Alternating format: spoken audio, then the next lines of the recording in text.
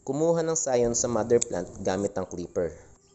At sa seedling na 3 months old, putulin ang ibabaw nito. Biyakin sa gitna gamit ang grafting knife. Gumawa ng wedge sa sayon at ipasok ito sa biniyak na rootstock. Balutin ito ng grafting tape at kung wala kayong grafting tape, pwedeng gumamit ng kahit anong plastic. Balutin ng grafting tape hanggang dulo ng sayon. Proteksyon ito ng sayon sa tubig at araw. 3 linggo hanggang 1 buwan, pwede na tayong makakita ng resulta. Pero huwag mawawala ng pag-asa hanggat kulay green ang sayon ninyo. Ito ay resulta ng ibang seedling pero kaparehong teknik ang ginamit. Ito po ang basic left grafting technique. Kung gusto po ninyong matutunan, kasunod na po nito ang uncut at unedited version ng video. Video natin, pinakita ko, in-explain ko kung paano mag-prepare ng sayon.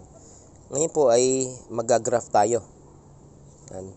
Kailangan po ang pruning shears ninyo ay ay sterilize bago nyo gamitin para po makaiwas dun sa mga pathogens na pwedeng maka-infect dun sa sayo natin. Ngayon napupunta tayo dito sa kukuha tayo ng seedling at igagraft natin itong sayo na to.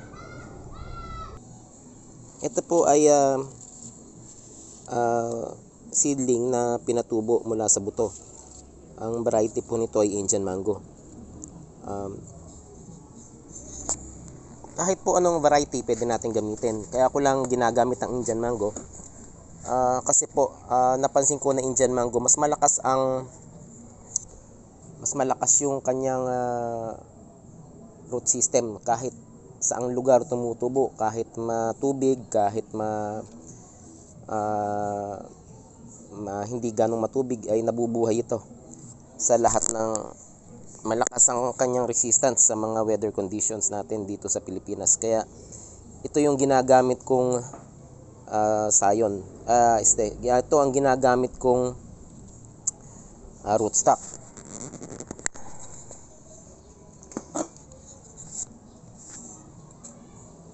Yan. Dito po sa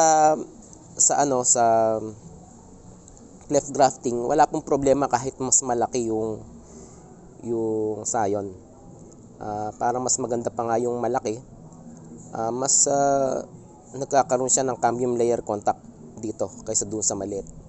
Ngayon pagka nga maliit, ibang method yung ginagamit natin kung mas maliit ang sayon dun sa rootstock. Ang ginagamit natin yung modified cleft grafting. Ngayon, ang kailangan lang natin, puputulin natin ito. Puputulin natin itong ibabaw ng seedling.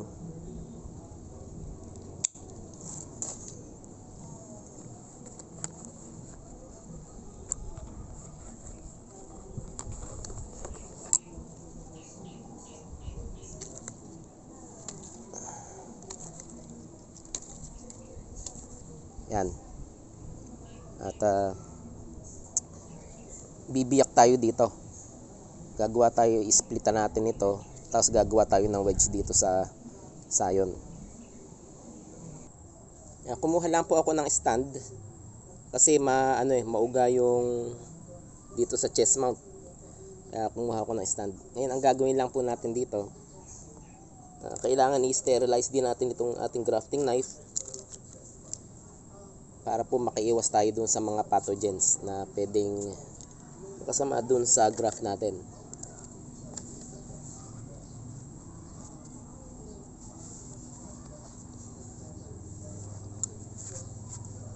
And gagawa po tayo dito ng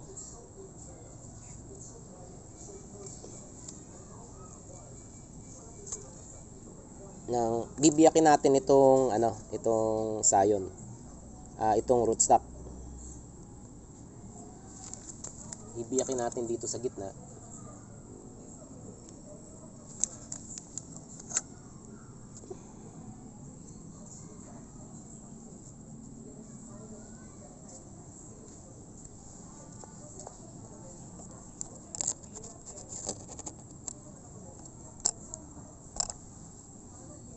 Tapos ito gagawa tayo ng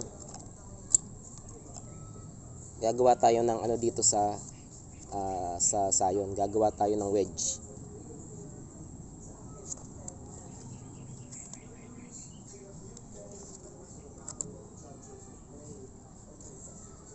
Yan.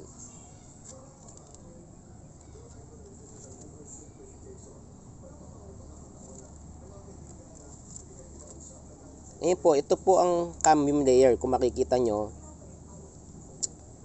ito yung kahoy ng sayon. Ito yung balat. Yung pong puti na yon, yun po ang cambium layer. Kaya iisipin natin na kailangan magkatapat yung cambium layer nung sayon natin at saka yung cambium layer nung rootstock.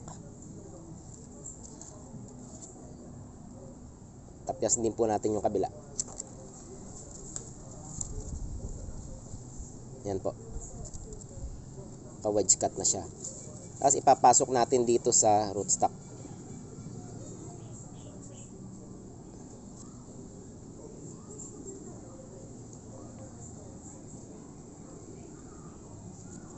Yan. Wala pong problema kahit may sobrang ganyan.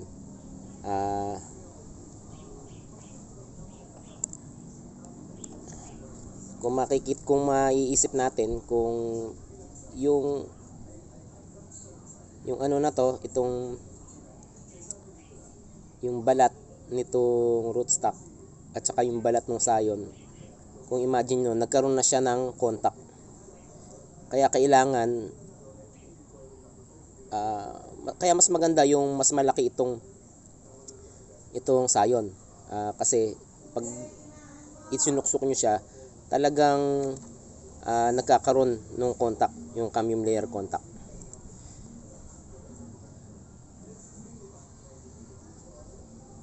Yung kahit may sobra na ganyan, okay lang yan. Okay lang yan.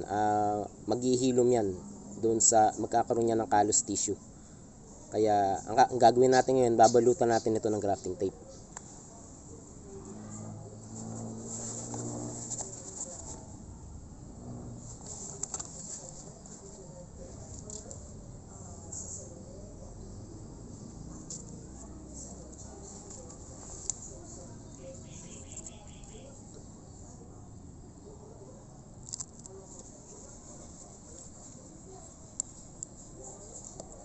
Yung grafting tape, kahit na anong plastic, pwede kayong gumamit. Merong nabibiling grafting tape online. Ayan. At ito pong grafting tape na to, ito po ay yung cling wrap po ito, yung pinambabalot doon sa ulam. Pinutol ko lang para maging kaitsura ng grafting tape.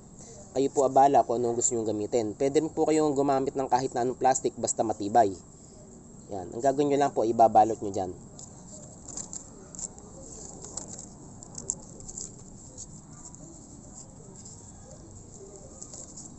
Yung iba po ayaw nila nung ganito kasi naninipisan sila.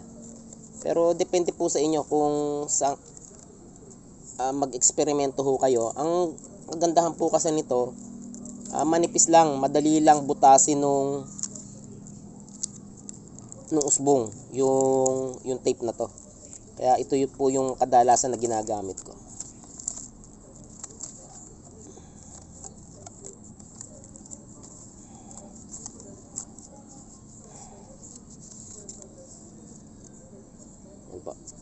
Ngayon, maghihintay lang tayo dito ng 1 month. At nakagaya nga po nito, yung bade nakabukol na, yan po, minsan 14 days. 14 days, minsan makikita na kayo ng bad break. Hanggang 1 month. O pwedeng mas matagal pa. Ngayon, minsan, 1 month na wala pa ring bad break. Pero huwag kayong mawawalan ng pag-asa. Hanggat kulay green ito, may chance pa po na maging successful yung graft ninyo.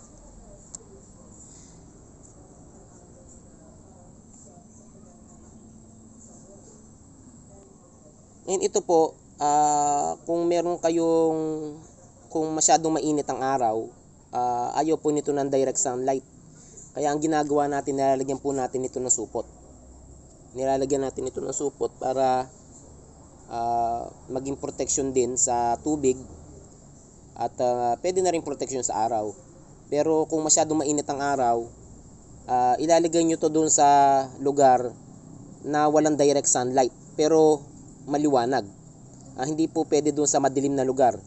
Ang kailangan po mayroong liwanag na hindi lang direct sunlight. Ngayon kung hindi naman maiiwasan, halimbawa yung seedling ninyo nakatanim sa lupa, hindi niyo pwedeng ilipat, pwede niyo tong lagyan ng takip. Pwede niyo lagyan ng aluminum foil, pwede niyo lagyan ng papel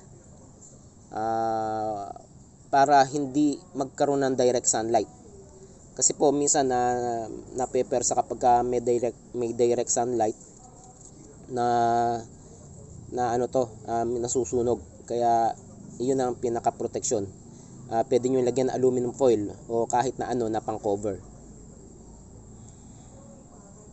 Ang isa pa po natin gagawin, lalagyan natin ito ng label para hindi tayo malito, kasi minsan hindi nakakalimutan natin kung ano yung variety tsaka kung kailan natin ginraft. Lalagyan natin ito ng tag. Yan. Importante po na may tag para hindi tayo malilito kung kailan natin ginawa, at alam din natin kung ano yung variety ng sayo na ginamit natin. Ngayon po ito po ang magiging bunga nito. Itong magiging bunga nito pagka ito ay namunga after 2 years. Ang magiging bunga nito ay Golden Queen. Kahit po ang ginamit nating rootstock ay Indian Mango, Golden Queen pa rin magiging bunga nito. Clone pa rin ito nung mother plant na kinuhanan natin. Hindi po hahalo. Hindi hahalo yung Indian Mango dito sa Golden Queen. Dahil maliit lang ang bunga ng Indian Mango, iniisip nyo baka magkaroon ng apekto dun sa bunga ng Golden Queen. Hindi po. Ito po ay clone kung saan natin kinuha. It's exact replica ito nung mother plant.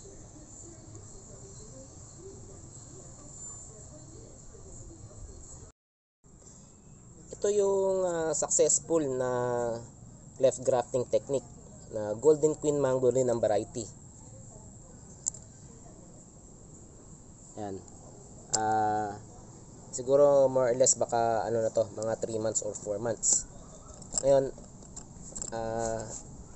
yung pag nakita nyo na ganito na parang parang masikip na yung yung balot, pwede na natin itong alisin. Pwede na po nating alisin itong grafting tape nito. Yan. Pwede po nating hiwain ng direktang ganyan yung grafting tape.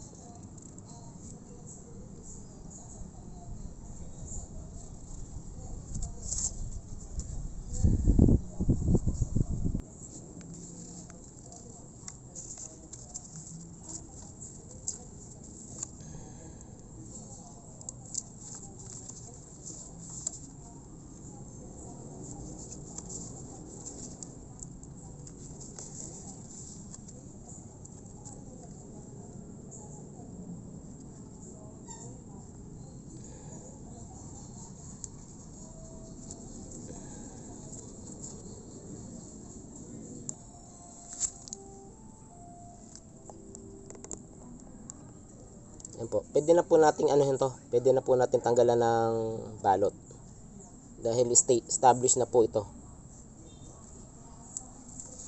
More or less po ito tulad nga nito, hindi ko nalagyan ng label. Kung nalagyan ko man, baka nawala. Yan.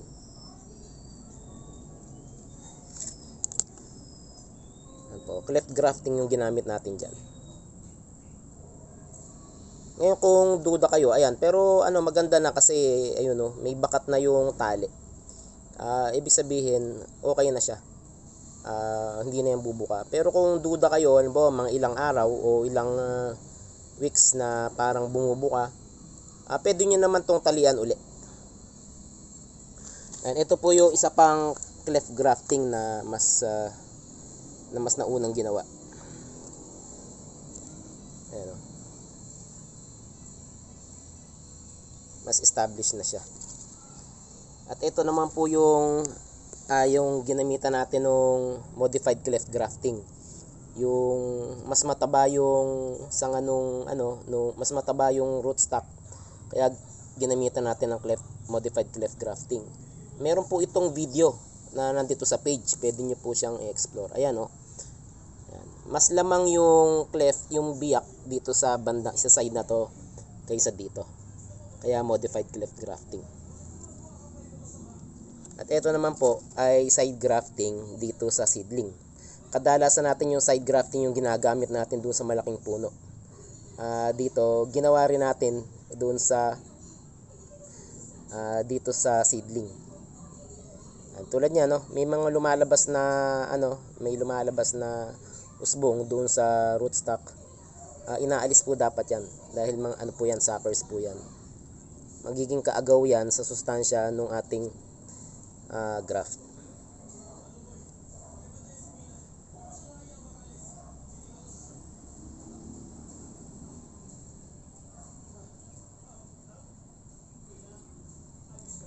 Yung ginagraft natin guys, mag-update tayo dyan. Ipapakita ko sa inyo kung nabuhay o hindi nabuhay. Pero yun, mataas yung success rate nun. Dahil pag ganitong panahon na hindi na masyadong maulan, mataas na ang success rate ng ating graft. Ito po yung panahon na magandang mag-graft. Kaya tinatanong iba ano yung best season for grafting. Ang best season for grafting ay itong December hanggang March, hanggat malamig yung panahon. Pero yung iba nagagraft, pwede naman talaga mag-graft buong taon. Kaya lang mababa yung success rate. Kung sa mga nursery, umiiwas sila na mag-graft ng panahon ng tagulan. Kasi nga madaling mabulok ang mga scions pagka panahon ng tagulan. Pero kung wala ka naman sa nursery, pwede ka naman mag-graft kahit na hindi panahon ng hindi season ng grafting.